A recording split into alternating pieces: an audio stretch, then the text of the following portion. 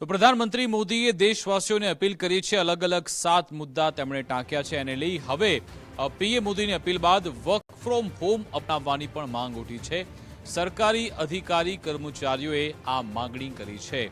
Work from home culture અપનાવવામાં આવે, સચિવાલયમાં work from home અમલમાં મૂકવાની રજૂઆત સરકારી કર્મચારીઓ તરફથી કરવામાં આવી।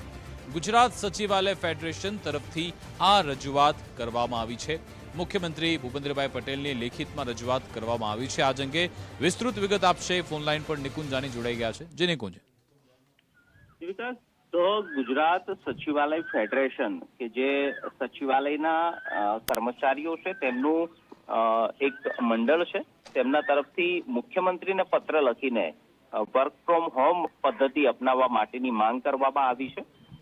તેમને સચિવાલયની અંદર કામ કરતા કર્મચારીઓને વર્ક ફ્રોમ હોમ આપવામાં આવે, તબક્કાવાર વર્ક ફ્રોમ હોમ અપાય, હાઇબ્રિડ વર્કિંગ મોડલ અપનાવવામાં આવે, સપ્તાહમાં 5 દિવસ કામ કરવામાં આવે, રોટેશન આધારિત વર્ક ફ્રોમ હોમ હોય, ઈ ઓફિસ, વર્ચ્યુઅલ મીટિંગ અને ડિજિટલ ફાઇલને પ્રાધાન્ય આપવાની પણ તેમના તરફથી માંગ કરવામાં આવી છે।